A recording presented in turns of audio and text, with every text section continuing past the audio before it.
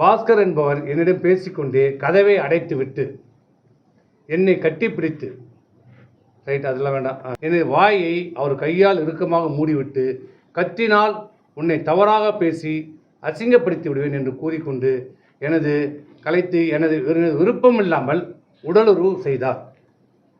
இந்திய அரசியலிலே முதலாக ஈனம், மானம், சூடு, சொர்ணம் இல்லை.